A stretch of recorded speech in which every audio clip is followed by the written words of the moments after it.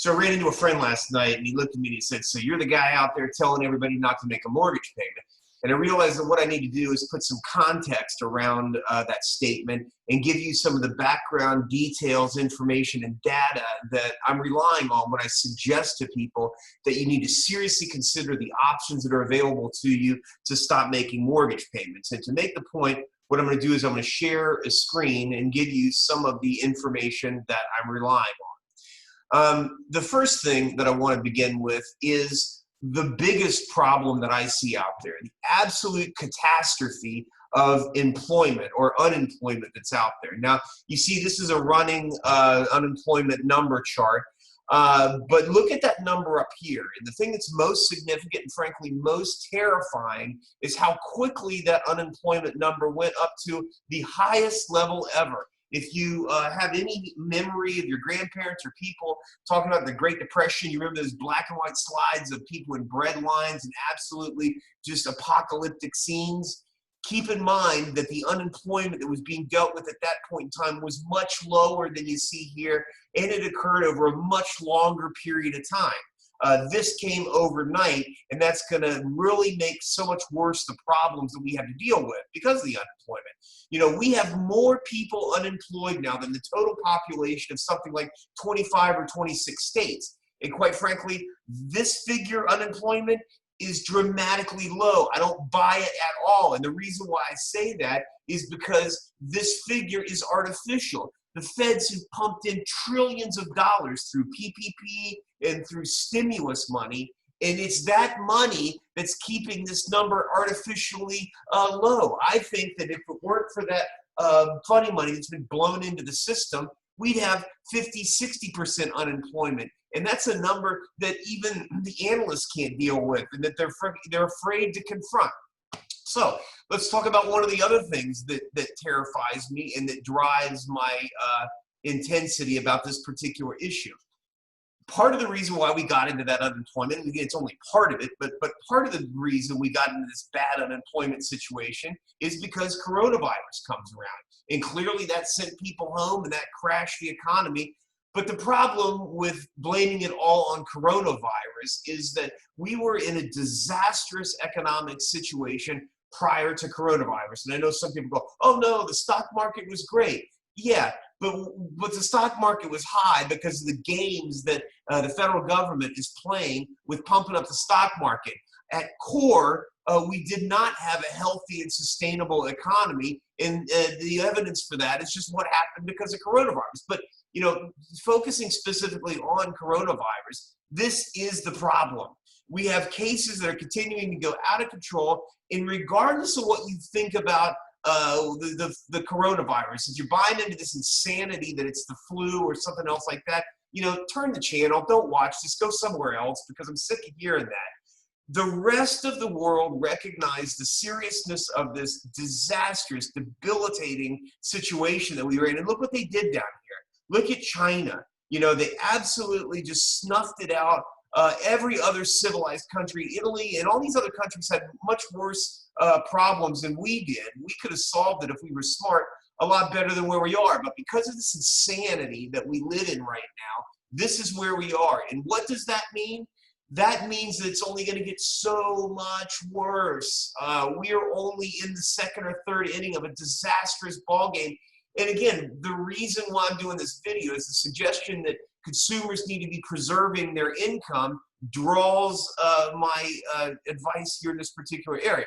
All right, so again, what happened with me? Why did I start getting frantic, or why did I start doing these blog posts early on saying, hey, hold off on making your mortgage payment? Well, take a look at this post right here. March 10th, 2020. Remember where we are in the arc of this virus thing. On the news, you had Fox News, you had the president, you had other people out there saying, oh, it's not worse than the flu. Don't worry about it. Get out there and do everything. But then you start to look at what informed, objective, financial people are doing. And look at what this is, the Federal Housing Finance Agency. That is as close to the connection between banking and finance and smart people as anywhere else in the world.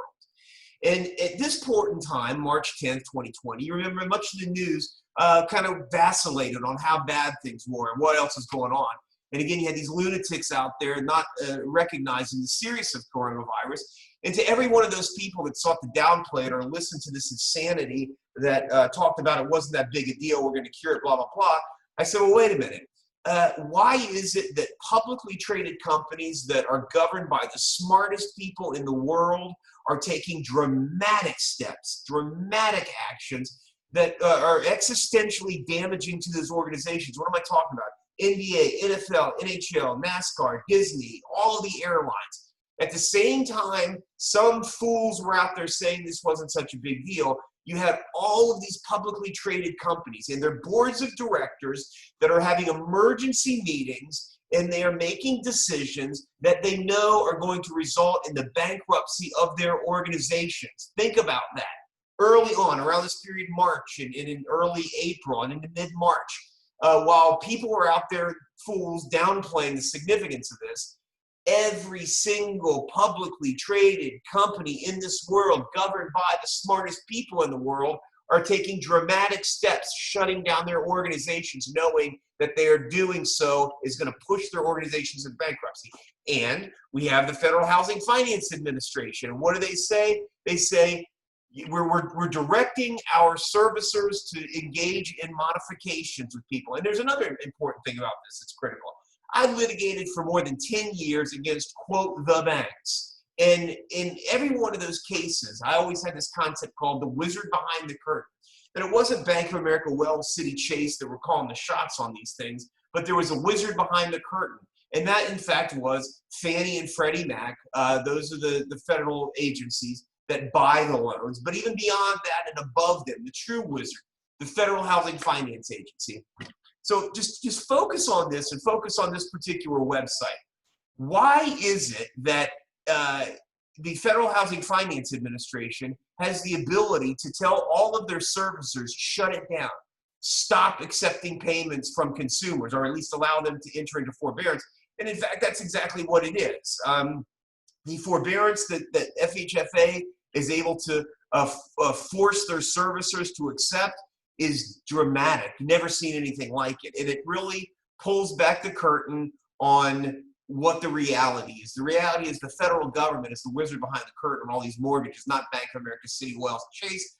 But the way FHFA is able to direct them and tell them, here's what you must do, that's the evidence of it. So what I encourage everyone to do is to go on the FHFA website, and then that'll direct you into the Fannie Mae and Freddie Mac websites that will give you real information about the coronavirus and give you all the programs that are available and give you information about whether, in fact, your loan is subject to these mandatory forbearance periods that everyone should be taking. Now, above and beyond what the administration is doing, we have to talk about the CARES Act. The CARES Act mandated that for a government-held loan, a GSA loan, mandated that they were required to offer forbearance for up to 12 months. Think about that. Early on, and in the CARES Act says to Bank of America, Wells, City, Chase, if you got a GSA loan, you have to give a modification. So you have to give a forbearance, number one. Number two, you cannot charge late fees or anything else like that. And number three, and this is a huge one, they tell the servicers, you cannot report to the credit reporting agencies that the loan is delinquent. You must report to the credit reporting agencies that the loan is in good terms. And the thing that's so mind-blowing about that is I've litigated cases where we've caught servicers doing really bad, ugly things, and one of the terms that we wanted was credit repair. We wanted them to say that during this period where you improperly filed against somebody, we want you to go back and report credit. And they always said, absolutely not, we cannot do that. And in fact, that's not true, because now under an act of Congress, the feds come in and can tell you, no, you can not report a loan that's not being paid. It's not just mortgages. Here under the office of the U.S. Department of Education, and again, this is a mind-blowing one here. So the credit reporting agency, or I'm sorry, the Department of Education says to the servicers of education loans, you can put, or you must put, all of your loans into a forbearance status. And again, March 27th, the CARES Act comes into law. and that mandates a suspension of payments up till September 30, 2020. It's just mind-blowing. Now, again, for both of these things, it's not that the payments are forgiven. They're going to be pushed onto the back end, but they're going to be amortized over the life of the loan. So it's not that big a deal. If and when things end up getting back to normal, maybe people start making money. But again, back to this thing right here, and I could do the other economic charts that are just even more terrifying that talk about the crash in the GDP. And if you think things are good right now, and quite frankly, here we are, June, things seem okay-ish. Maybe you're out there selling things. I mean, I know that some industries are doing well. Boats are selling and pools are getting built. But that's only because we pumped $2 trillion, who knows how much, dollars into the system. And so people are out there spending that money. What happens when that money isn't there anymore? What happens when the federal government isn't just blowing trillions of dollars out into the economy and directing consumers just to go spend it? They're not telling consumers, hey, here's your unemployment check, go save it. They're not saying to consumers, they got a PPP loan, hold on to that money, preserve it. No, the federal government is blowing money out there, trillions of dollars at the time, into the economy and mandating that people go and spend it. So one of the key things that's going to cause even more upheaval, we've got upheaval in the streets, and we should. People are finally waking up to just how bad things are. And while we're beginning with issues of inequality and racial issues, I think if you look at those protests carefully, you recognize that that's a broad swath of America. And I think it's good news that finally we're all waking up to the struggles that people in oppressed communities face. And more you see that there are people of every color, white people that are out there. You see many of these kids, I guarantee you, they're from affluent communities, and they're out there protesting in the streets. I would only suggest that, hey, good for you, kid, for being out there and joining your brothers and sisters, but you should be spending time at home campaigning and protesting to your parents and forcing them to start taking some action and recognizing what's going on. But when America recognizes that in this coronavirus bailout, the CARES Act, the PPP, and all these other things, what's actually happened is the billionaires and the millionaires, the financial system, have taken trillions of dollars of taxpayer money and sucked all that up. And largely that money coming from the sweat of the middle class, those people that were out there working and making money. They contributed this bulk of money into the U.S. Treasury. And what we've done is we've taken all that money from the middle class and we've concentrated it into the very wealthy. And they refuse to tell us where that money's gone to. They refuse to tell us who is the beneficiary of that. So the next thing is, well, what's happening at the state level and the local level? Again, I find it absolutely extraordinary that we have a governor, Republican governor, we have governors across the country that are doing this, that issues a moratorium on evictions and issues a moratorium on foreclosures. That goes way back, I think, in April, and I think it's just mind-blowing. I never thought it would happen, but I think that just speaks to the extraordinary nature of the crisis that we're in. What I think they decided is that, in Orlando, when you have 100,000 people that just get thrown away by Disney and Universal, and it's absolutely disgusting. These corporations suck down billions of dollars over long periods of time. Disney in particular was having 97, 98% occupancy in their hotel rooms that they're charging thousands of dollars a night. And the moment some crisis happens, they let all these people go. Well, I'm on the Disney thing for a little bit more. We had thousands of foreign workers that were here under foreign worker visas, working at Disney, staying in Disney properties, and Disney didn't have the respect or the value system that said we're going to take care of these people and we're going to treat our, quote, cast members, our family members, with some amount of respect and dignity and help them out. No, they just cut them loose and sent them home. Same thing with the other employees that work there. We got 100,000 people or so that are working in these entertainment industries that are entitled to the unemployment insurance and the unemployment payments that we all paid into the system for them to get.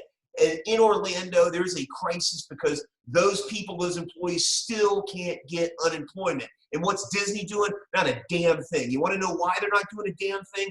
Because if Disney thought it was important, they'd be hammering on the door of DeSantis and the legislature. They'd be doing something about it. And they'd be saying, damn it, these people are our employees, our cast members, our family members, and we've got an obligation to do something to help them to get the unemployment insurance they need. you need to read the message groups for these people out there, these good workers that work for Disney, that work for Universal, and now don't have a dime to their name and literally don't know where they're getting food from. And Disney isn't doing a damn thing to help them do that or to get the unemployment and insurance and payments that they're entitled to. So again, DeSantis extends this moratorium into July. Maybe they're going to start seeing filings of evictions and foreclosures after July 1. But an important asterisk on here is that under the CARES Act, for GSA loans that are in these properties, that pushes it into August and September. And now the final point here. So again, a big part of my experience is formed by what happened during the last crisis. During the last crisis, we saw courts that were absolutely overwhelmed, that couldn't process property cases timely. And a big part of the reason for that is this little graph right here. We have a disaster in this state, a slow-moving train wreck that's been going on for years, that quite frankly is because of the Republicans. The Democrats haven't been in power. They haven't done nearly the damage that the Republicans have done. And what have the Republicans done? We used to think of the government as three branches: legislative, executive, and judicial branch. But because the Republicans have such contempt for justice, because they have such contempt for people, because they have such contempt for the ability of people to go and redress their grievances, what they have done over a series of basically 20 years have whittled down the budget of the judicial branch to next to nothing. And that's going to have disastrous consequences for everybody going forward, particularly in this crisis that we find ourselves in. And maybe it's, be careful what you wish for, or good for you, now the law of unintended consequences takes effect. There's going to be an avalanche of cases, eviction filings and foreclosure filings. There's no question about that. But good luck getting on a docket to hear that case, because even before this crisis occurred, to get hearings in front of judges right now, you were 3 months, sometimes 6 months out to get on a docket for even minor stuff. And that was with a fairly static or even declining level of cases are being filed. When we start seeing a wave of cases like this, what's going to happen to the judicial branch, which, oh, by the way, resources have to be directed at the criminal justice cases that are out there. So the civil cases that are going to be needing to be heard, the foreclosure cases, good luck. So I would say this to people: if you're a tenant, you hadn't paid a tenant, and they don't rent payment in January, February, whatever it is. You're going to click into July, August, September until finally maybe a landlord could file. But because of what the Republicans have done to the judicial system, good luck on getting, quote, justice if you're a landlord. Quite frankly, if your tenant hadn't paid, that's not a good thing. And if you're a landlord, you're going to suffer as a result of that. Look to your legislature when you're furious, and you should be, about not being able to get a tenant out there. Although, quite frankly, look to Congress that extended the moratorium and said you couldn't file until August. So point your direction and your anger at them. But I make this point. I think that for many people, you're going to find that they were not able to, that if you're a landlord, you're not going to be able to get tenants out of your properties until 2021. And it's no matter how bad it is or how big this is, or depending how big this is, it could be late 2021 before you as a landlord are able to get tenants out of buildings. If it's a foreclosure, and now this gets to my big point about stopping making mortgage payments. Under the CARES Act, servicers extend forbearance periods for up to a year. So that means that for many people, you could have a forbearance period that lasts into April, May, even 2021. And if you think about a bank filing a foreclosure in March, let's say we see a wave of foreclosure filings in March, April, May 2021. The time it's going to take them to work through the system pushes us way into 2022. Because I used to say back in the day that you could count on a year. But back to, and I'm bringing this up to a circle. Those foreclosure cases start to get filed in 2021. We're in a massive unemployment problem. We're in an economic crash. And then you're going to find that we're not issuing writs of possession. We're not issuing final judgments until way into 2021, 2022. So again, I don't take it lightly, and I'm not suggesting broadly that people just shouldn't make mortgage payments. What I'm saying is, based on 10 years of experience in doing this and having consulted with thousands of people who face existential crisis within their own families, financially and otherwise. I'm suggesting that you need to preserve your money now. You need to not wait until you've been making mortgage payments for 6 months, 7 months, 8 months. Then you lose your job. Then you've got exactly zero in the bank.